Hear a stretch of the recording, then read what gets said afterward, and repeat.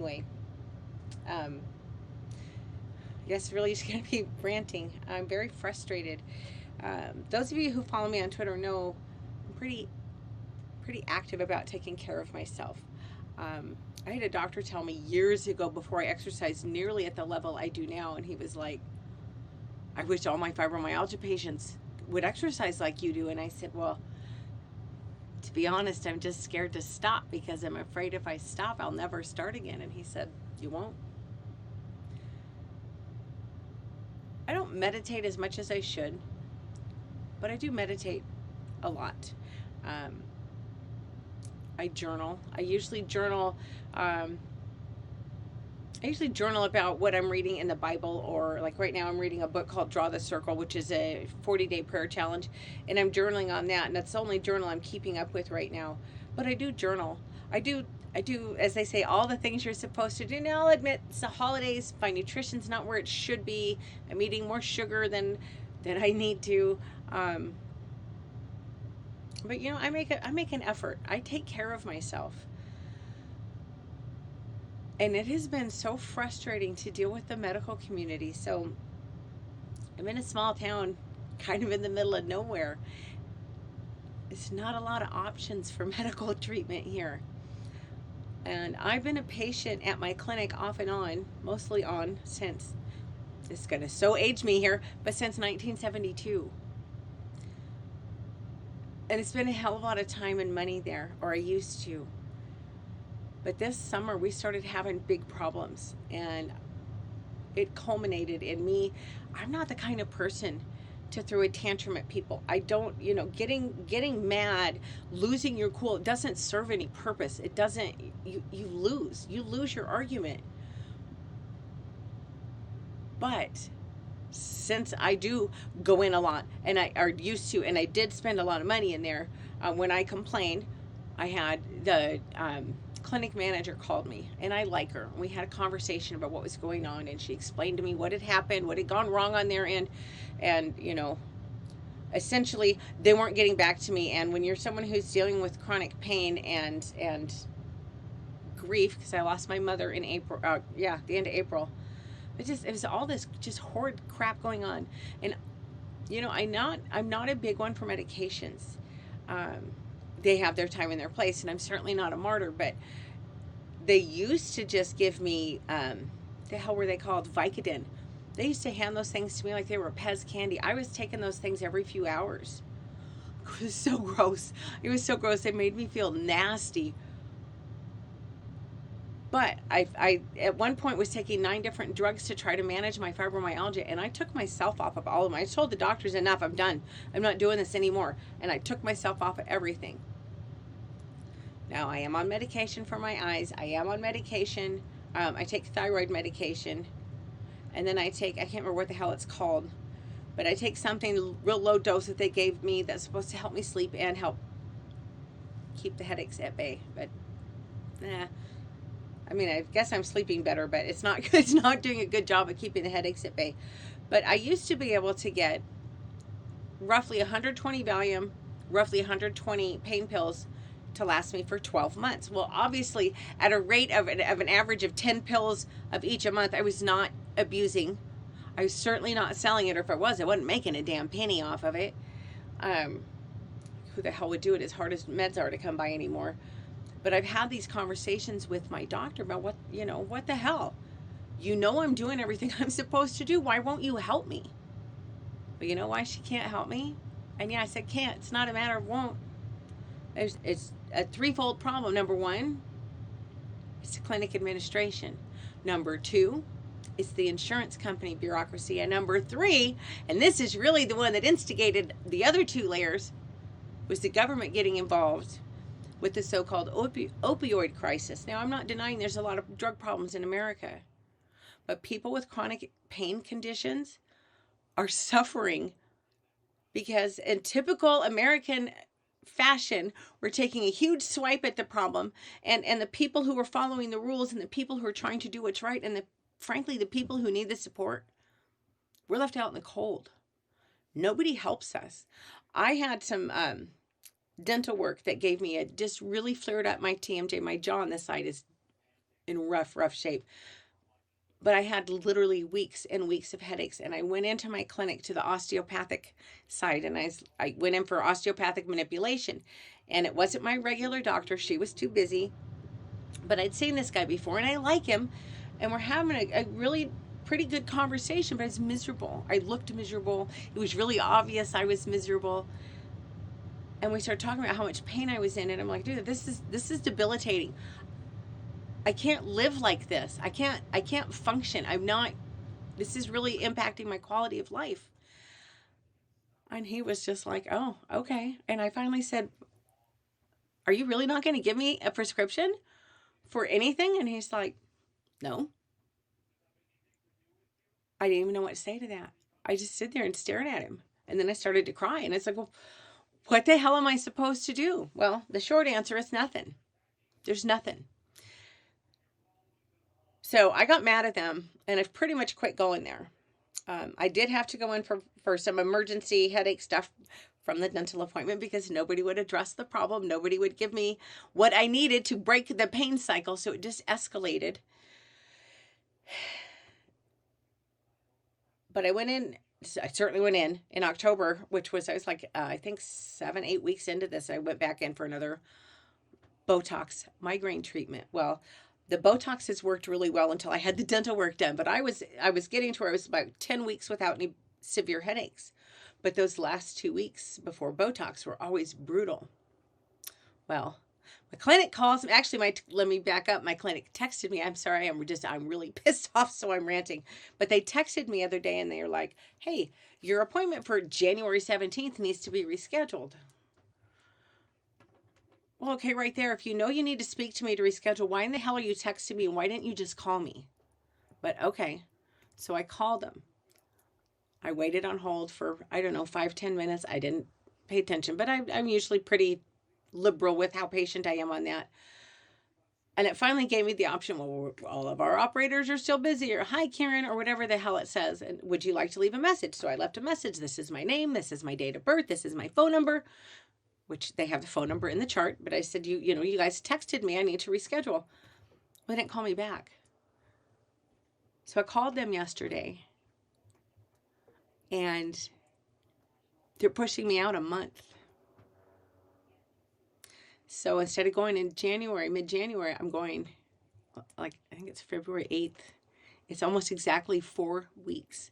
Keep in mind, the migraines come back at 10 weeks.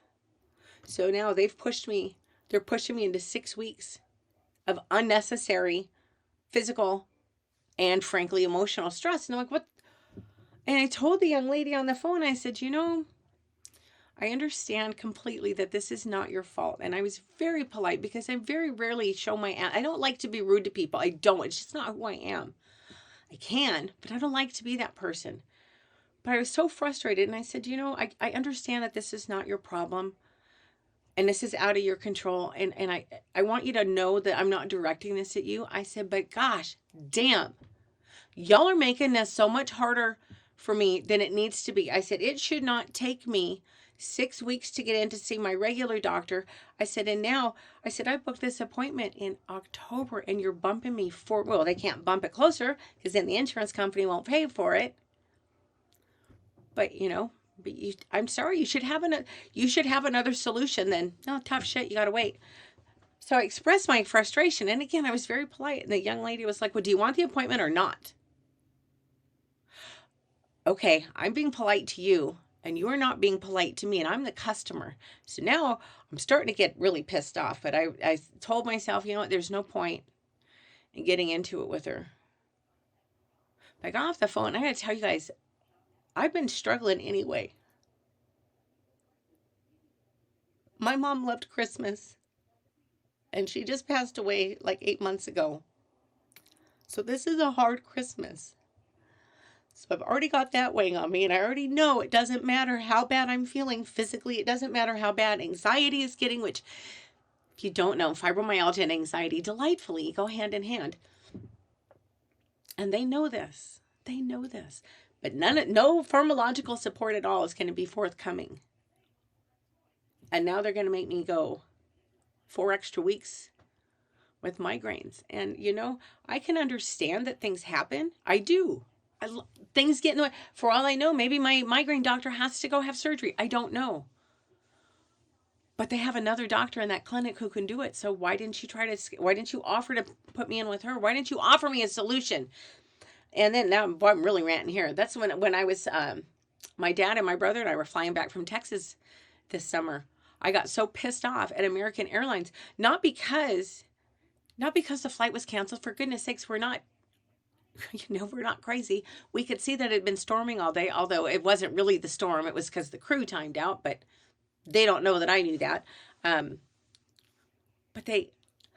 American Airlines, when they cancel your flight, they don't give you your damn luggage. And this was a Monday, and they're like, well, we can get you out of here on Wednesday, but they wouldn't give us, and I'm like, I'm not staying here with no luggage. What the hell is wrong with you people? So I'm just wondering what happened to customer service. I worked retail for years. I was a waitress for years. I know how to work with the public. I would have never treated anybody that way. Anybody. But I got to tell you, I'm sitting there today and I'm missing my mom. I'm hurting like hell. It's funny because, side note, they won't give me anxiety meds and they won't give me pain meds, but they'll give me all the muscle relaxers I can take, knowing that I can't take a lot of muscle relaxers because your heart is a muscle. I have low blood pressure, not like freaky low, not dangerously low, but I have very low blood pressure. It's the bottom of the normal. If I take muscle relaxers regularly, guess what? Your heart's a muscle. I pass out. I can't take them. Obviously, that's not a tenable situation, so I can't take muscle relaxers, but they'll give me all of those I want. But when I go, hey, look, you guys, why can't you look at my chart? You can see that I've turned down more prescriptions from you than I'm asking you for. What the hell? But it's because the government's involved. It's because all the bean counters, the government bean counters, the insurance bean counters, and the clinic bean counters. And it's just really frustrating. What the hell am I supposed to do? What in the hell am I supposed to do? I already exercise. I already eat pretty well. It'll get a lot better after Christmas is over. It always does. This is just my little time of year. I journal. I already have a plan. I'm off for 2 weeks. I'm going to start getting back in the habit of meditating so that when I go back to work, it's going to be pretty solidified again. What the hell else am I supposed to do? But do you have any idea how frustrating it is when the people that are supposed to help you they freely acknowledge it. I've got a lot of problems, and they freely acknowledge it. Yeah, you probably hurt pretty bad, but they won't help me. What the hell am I supposed to do with that? And you know what's really sad? I have a lot of contacts who have chronic pain conditions. And it breaks my heart how many people have told me that they're drinking a lot more than they used to because they're trying to deal with the pain. And I get that. Because if I'm real honest, I'm drinking more than I need to be drinking, especially because alcohol is inflammatory. I've got enough freaking inflammation problems. But what do? What the hell are you supposed to do when they won't help you? The stress of, and the crappy thing about it is, and I don't know how many healthy people know this, but if you can't break that pain cycle, that's the whole thing, and then so when I do get meds, if I do actually get meds, I hoard them like crazy. I'm terrified to take them because I know I'm not going to get a refill without a huge fight. I actually asked one of them I think it was in September. It's like, so since you guys have given me like 30 pain pills all year, I'm done. By September, I've hit my allotment and I can't have any more. And they were just like, don't know what to tell you. But because I always like to finish any bitch fast with something positive. Here are 3 things I'm grateful for. Excuse me. Number 1, I'm really grateful that my employer is pretty generous. This is the one time of year where I know I can take time off and my new boss isn't going to be upset with me. so I'm grateful that I have time off. I need to rest. It'd be really nice if I could heal, but you know, um, this is our first Christmas without Mom, and it's really difficult. It's very difficult. But I told my dad last week. I said, I'm gonna come over, and he's like, "Well, what should I make?" I said, "You're not gonna make anything. I'm gonna make dinner. I'll bring over dinner, and I'll take care of it." He was so excited. I ran into one of his friends. Well, a friend of him and Mom. I ran into her at the store today, and she was so cute. She said, your dad is so excited that you're making him dinner. I guess he's been telling all his friends, my daughter's gonna make me Christmas dinner. So I am, and I have a girlfriend who just went through a real ugly divorce, and I invited her over too, and I'm grateful for that. That in our loss, we're still upholding my mom's legacy, because if my mom would have said, absolutely, bring Amy, don't even think twice. Is there anything special that she needs? That would have been how my mom handled it. So I hope she comes. I understand if she doesn't. She told me she may not, because she's going to be separated from her kid this Christmas, because kid's got to be with daddy. So, things are tough, but I got a lot to be grateful for. And then there is an account I should have looked up. I didn't.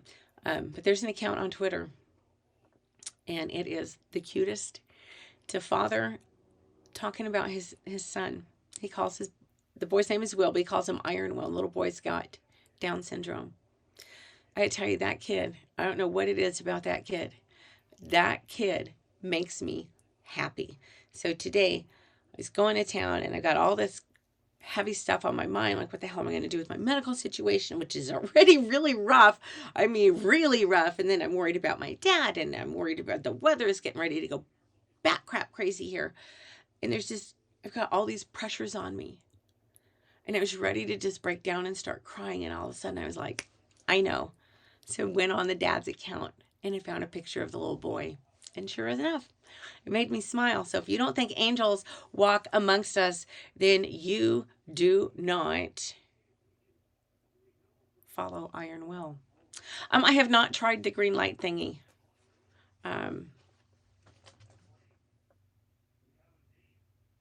Were you the one who told me about that? Someone told me about it, and then I forgot all about it until you just said something. So see, one benefit to me sitting down to doing videos, I'm at my desk, so I got a pen and paper. I've heard about red light therapy, but not green light. And I have a happy light, which really is helpful for most people. But me being me, I can't have anything be simple. Heaven forbid. I love it, but it gives me migraines. So I don't use it. But it helps. It helps with the seasonal affective disorder big time. But, oh, okay. Oh, that's right. That was a Shoshana post. That girl's walking a tough line, too.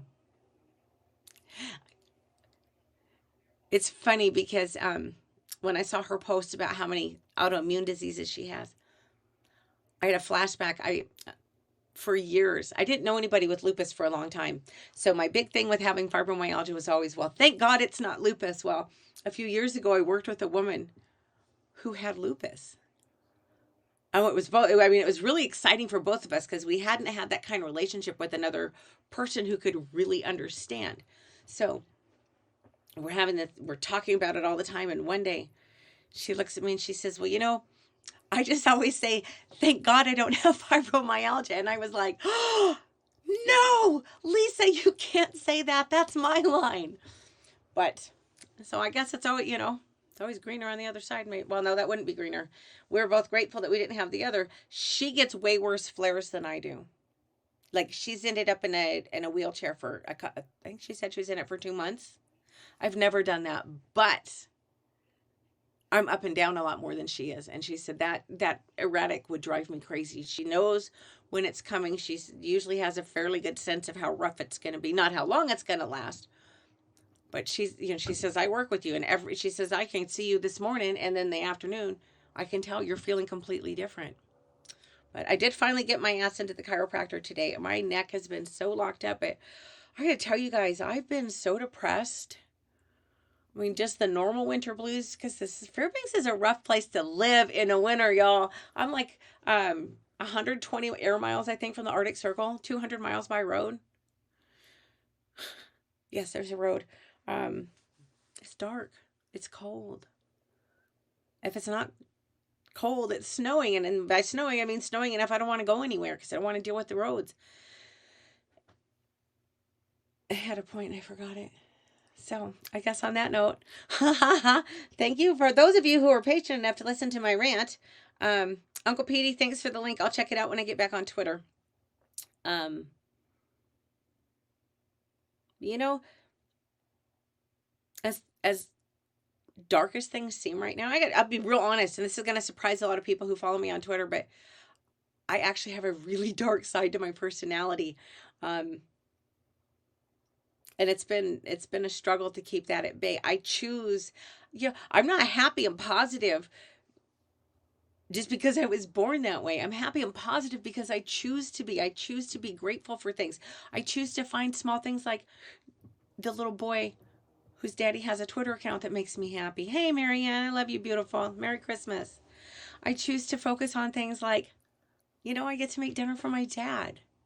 I think that's cool. I like cooking for my dad. He's always, bless his heart. My mom said one day, honey, you could make the worst meal on earth and your dad's going to love it just because you made it. I'm like, well, yeah, okay, that's true.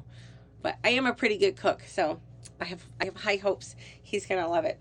But you got to find, I don't care what your situation is. Whether you're the richest person on the planet who seems to have everything, or whether you're the poorest person who seems to have nothing. You know what those two people have in common?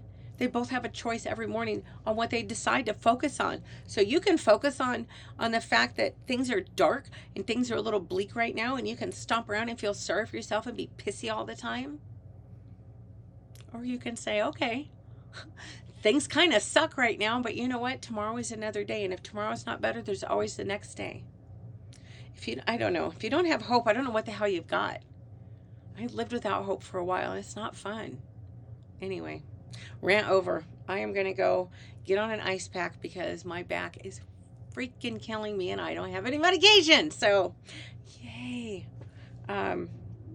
Look, I'm not an expert on medical care, certainly, or I would find a better solution to all of this that I've been finding.